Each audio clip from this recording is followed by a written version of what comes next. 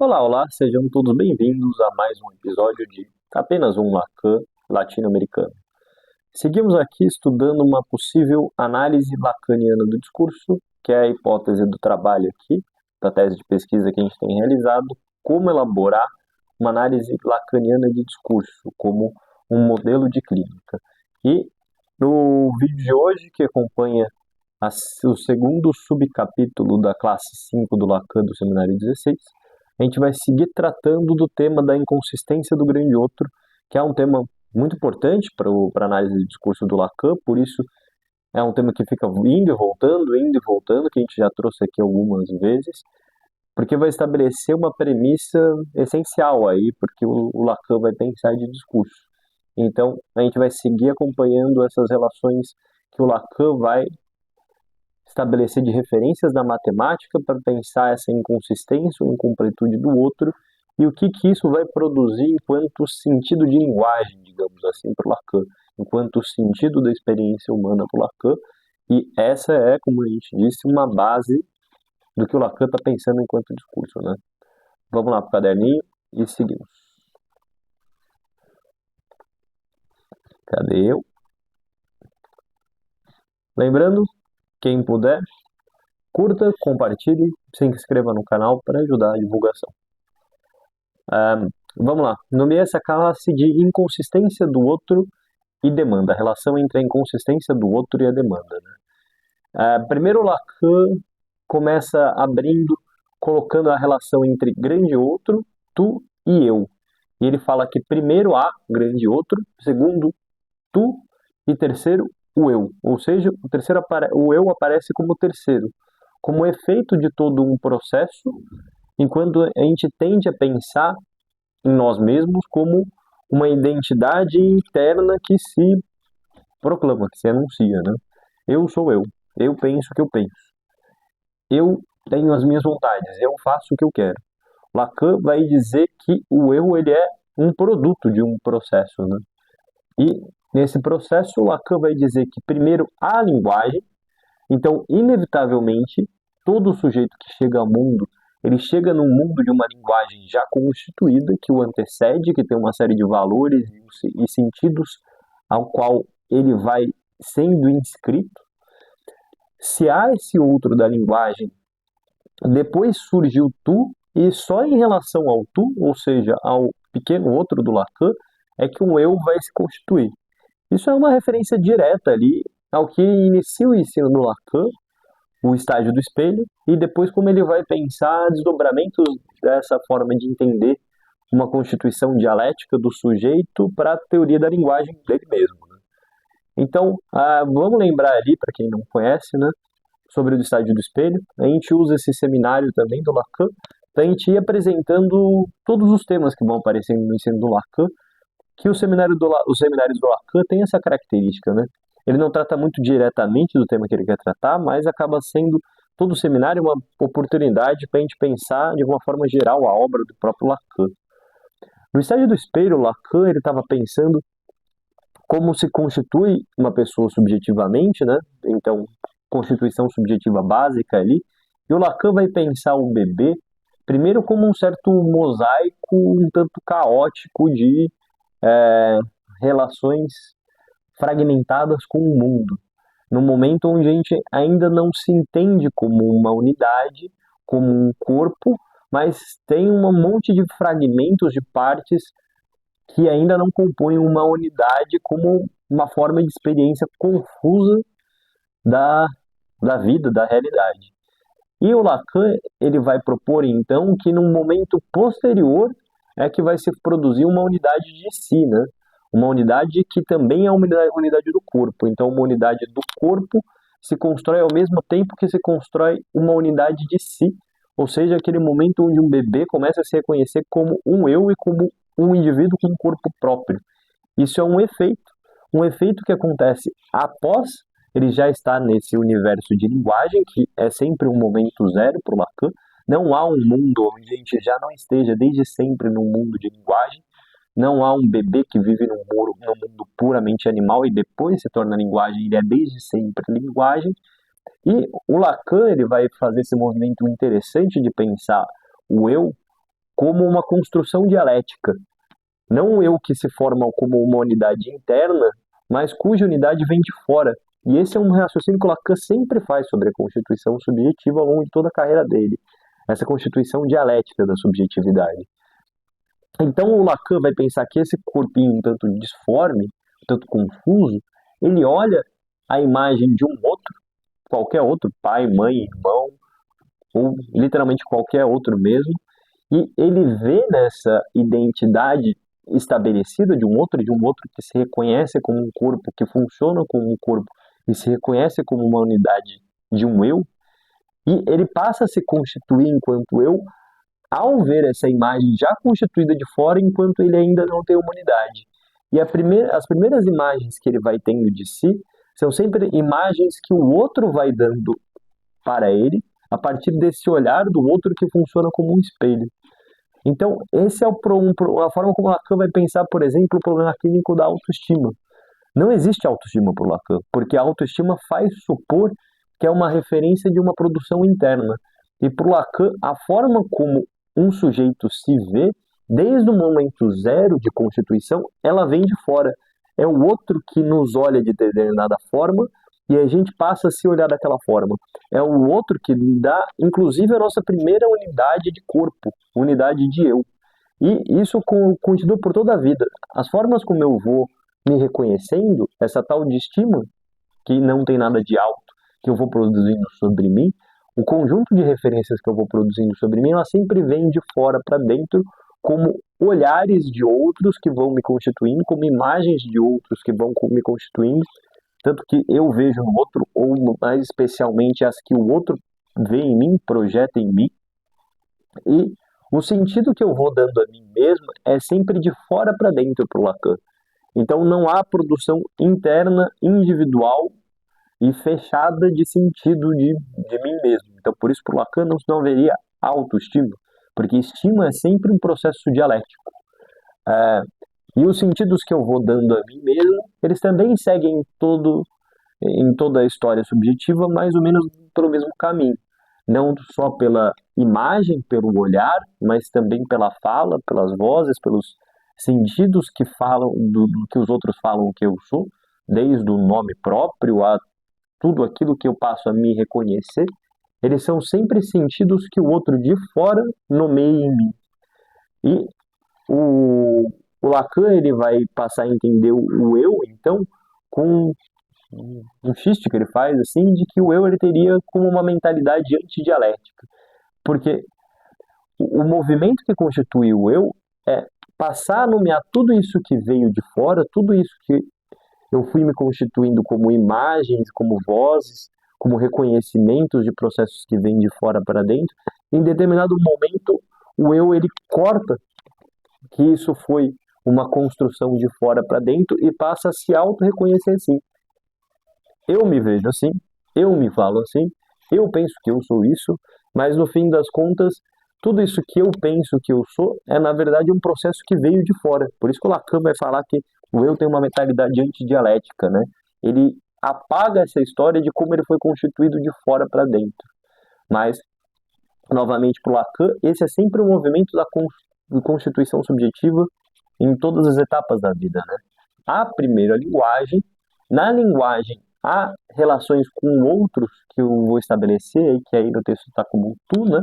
E na relação com esses outros, eu vou me construindo como um eu a partir das referências que vêm de fora para dentro e que, no fim das contas, a linguagem ela nunca consegue, a linguagem a partir da qual eu me reconheço, ela nunca pode ser demarcada como ato interno de autorreferência. Eu sou isso. Mas a linguagem ela é sempre esse processo que o Lacan vai chamar de emissão de alteridade, né? Onde eu nunca consigo dizer que se os pensamentos que estão na minha cabeça eles são meus ou eles são coisas que eu vi de fora para dentro. A linguagem ela rompe essa divisão básica de que há um interno e externo e as formas como eu me penso, como eu me vejo, elas são sempre uma relação com o outro, uma relação de reconhecimento com o outro, né? E, bom, o Lacan está fazendo esse movimento todo para também falar sobre o problema que ele definia, né? Porque a ideia de que há primeiro o outro, depois tu, depois eu, está ali desde o primeiro seminário do Lacan, mas ele está também trazendo que, agora com a teoria da inconsistência do outro dele, que é uma teoria que ele também já carrega há um tempo, mas que vai se tornando cada vez mais complexa ao longo da carreira dele, o que isso traz de diferente, a ideia de que o outro é inconsistente para a relação entre tu e eu, é uma resposta que a gente vai trazer lá no fim desse vídeo. Né? Mas, para pensar sobre a relação entre tu e eu num mundo onde a linguagem é inconsistente, o Lacan ele vai novamente fazer esse movimento de justificar a teoria da incompletude e da inconsistência do outro. E há três grandes referências que o Lacan usa para formular, três grandes referências da matemática, essa teoria da inconsistência do grande outro, que está com esse símbolo grande de A barrado.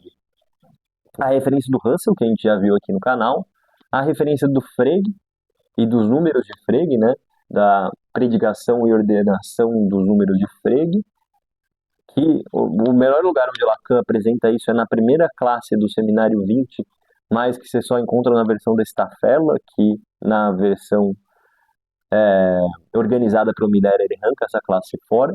Tem um vídeo aí na aba da comunidade do canal, onde pesquisadores da Paula apresentam essa ideia, e também com Gödel, que nesse seminário é a primeira vez que vai aparecer a referência a Gödel, né, com a ideia de que um sistema ele não pode ser completo e consistente ao mesmo tempo. Ou ele é incompleto, ou ele é inconsistente. Mas, basicamente, com essas três referências, o Lacan ele vai propor que da matemática para a linguagem se poderia extrair que não há unidade, não há identidade interna, não há completude e também não há autorreferência no campo do sentido. Então, a lógica vai trazer que aquilo que a gente pensa como um todo de uma linguagem, uma unidade de sentido, e um sentido que teria uma relação interna de determinação de sentido, onde as coisas são o que são, essas teorias da incompletude do grande outro, que o Lacan vai se inspirar na matemática, ela vai fazer cair todas essas ideias de uma unidade de sentido, de uma identidade interna de sentido, de um sentido que se faz completo, como uma abstração da linguagem ou do campo das ideias poderia supor, e também que sentido tem autorreferência. Para o Lacan, um significante ele só produz um processo de representação ao se associar a outros significantes, né? Eles só podem funcionar em rede, nunca em autorreferência. Tem um vídeo aqui do canal que eu já coloquei sobre Lacan e a lógica, eu acho que é do 3.3, onde eu explico mais pausadamente a relação que o Lacan estabelece com Russell, né? Então vejam lá que é mais rápido do que eu ficar explicando de novo aqui todas as vezes. Mas basicamente o Russell ele vai pegar a teoria dos conjuntos, né? E ele vai propor que a teoria dos conjuntos ela tem uma inconsistência, especialmente quando se vai pensar conjunto de conjuntos ou conjuntos de conjuntos que não contêm a si mesmos. Se cria um problema lógico onde o conjunto dos conjuntos que não contém a si mesmo, ao mesmo tempo ele tem e não pode se conter. Então, isso cria um problema lascado para a teoria dos conjuntos, e o Lacan vai utilizar disso para dizer que o processo de tentativa de completude da linguagem, ela sempre falha, porque no ato de uma linguagem tentar se fazer completa, ou que o sentido tentar se fazer completo, ele sempre cria necessariamente um elemento a mais ou um elemento de fora, a partir do qual ele tem que fazer referência. Então, isso que a gente supõe que é campo do sentido, ou a linguagem como um dicionário, como a gente imagina, para o Lacan é sempre infinito. E o fato disso ser infinito e de o campo do sentido não ter identidade interna, sempre precisar fazer referência à rede de todos os outros significantes para ir construindo sentidos provisórios, é um problema clínico interessante para o Lacan, né? Porque isso vai trazer que o Lacan cria uma teoria onde o campo do sentido ele é sempre infinito e infinitamente móvel. Então, não é que sentidos podem mudar, ou alguma vez um sentido pode mudar. Para o Lacan, sentidos estão sempre, inevitavelmente, inexoravelmente mudando. Então, isso dá um sentido muito vivo de sentido para a teoria do Lacan, que é muito importante para embasar a clínica, porque se na clínica a gente não consegue criar um sentido de que o sentido está sempre mudando, o sentido das coisas está sempre em movimento, a gente acaba caindo exatamente no problema do sintoma, que é o problema de naturalizar certos sentidos como fixos. E o nosso objetivo é ter um conceito, um método que nos ampara a colocar sentidos em movimentos e a entender sentidos como inevitavelmente em movimento. E essa teoria da incompletude do outro do Lacan vai nessa direção. Então, o que o Lacan vai fazer? Ele pega a teoria do Russell, né, a teoria dos conjuntos e dos conjuntos do conjunto, e o Lacan vê uma similaridade muito grande entre isso e a própria teoria do significante. Então, o Lacan vai dizer que ele vai aplicar como a teoria dos conjuntos e a teoria do paradoxo de Russell sobre a linguagem que ele está pensando e vai ver se produzir exatamente o mesmo paradoxo que o Russell fazia na teoria dos conjuntos ao assimilar o conjunto dos conjuntos de Russell à linguagem. É como se o Lacan tivesse essa sacada, né? O que seria a linguagem se não o conjunto dos conjuntos que o Russell está indicando que leva a um paradoxo? E o Lacan também vai pensar, né? Um conjunto é algo que nomeia um certo grupo de elementos que tem uma propriedade. Então, por que eu não posso pensar que um conjunto é um significante? Então, o conjunto para o Russell se torna um significante para o Lacan, e o conjunto dos conjuntos do Russell se torna a linguagem. Lacan percebe que eles são, assim, homólogos. Então, ele passa a usar dos exercícios lógicos do Russell para pensar a própria relação entre a linguagem, como um conjunto, com um significante, também outro conjunto.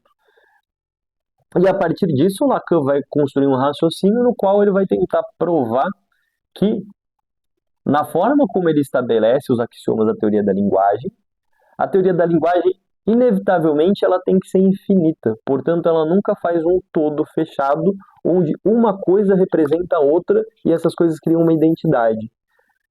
Se a linguagem é infinita, o processo de significação ele também acaba sendo infinito e um tanto inconsistente. Ele está sempre mudando. Isso o Lacan faz fazendo referência a o conjunto dos conjuntos seria o conjunto de A.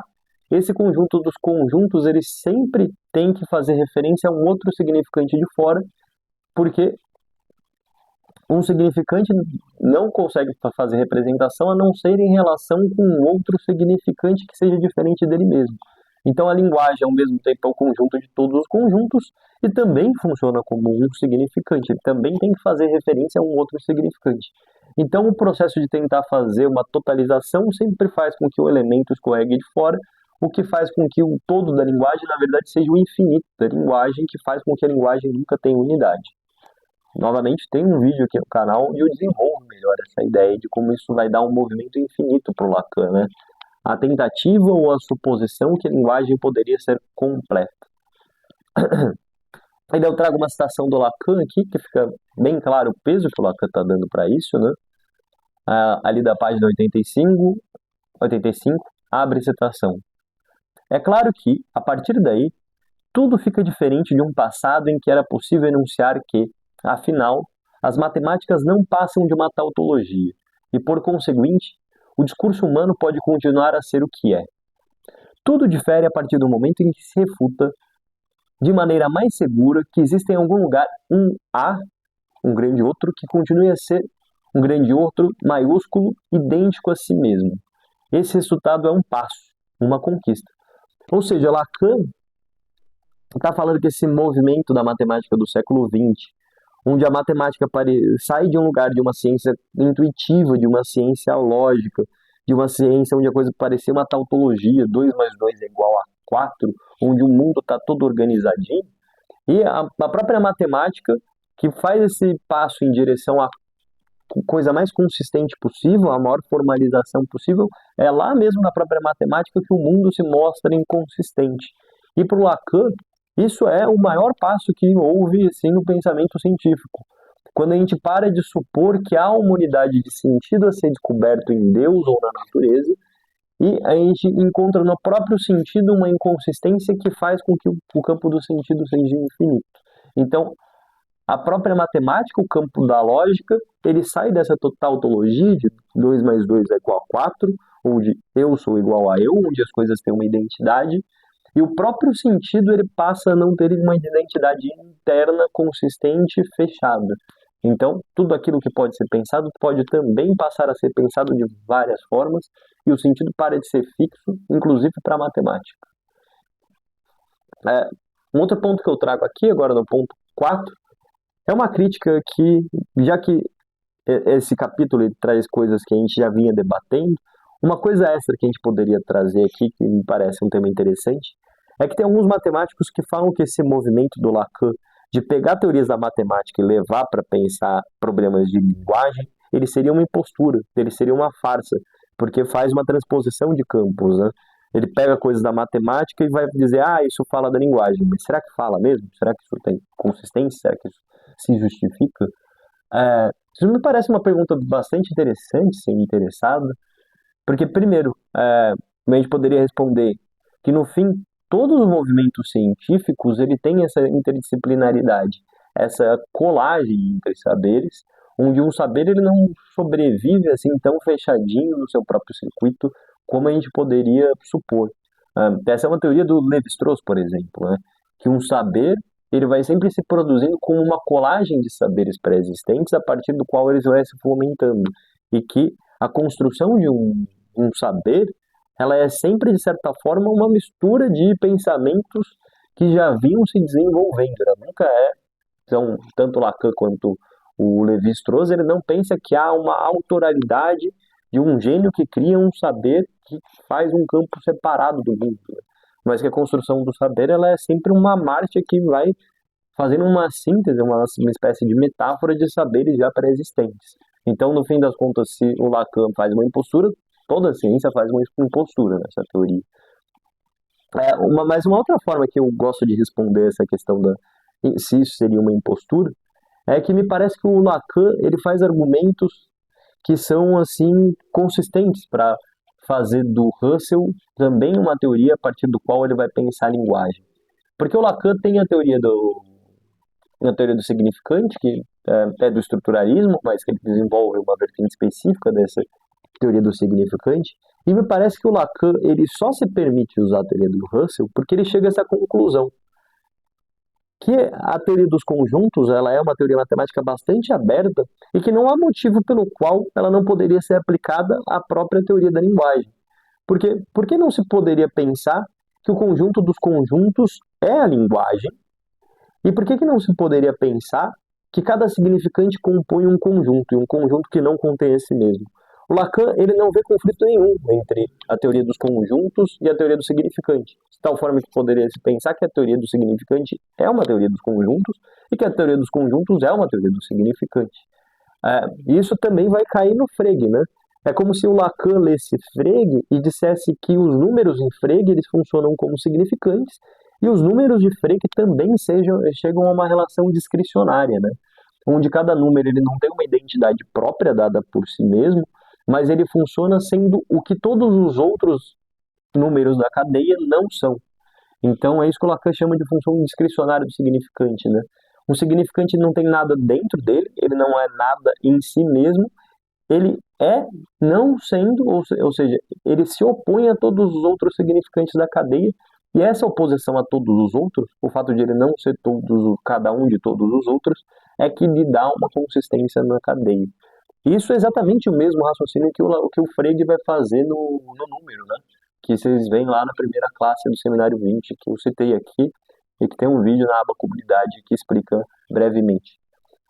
A parte que eu acho, assim, que tem um quesinho de impostura, quando a gente vai fazer essa transposição de teorias da matemática para teorias da linguagem da psicanálise, é com os usos de Gödel. Porque o teorema de Gödel ele é absurdamente complexo. E parece que nenhum psicanalista conseguiu, de fato, entender o teorema de Gödel. Precisa de um matemático para explicar esse trem.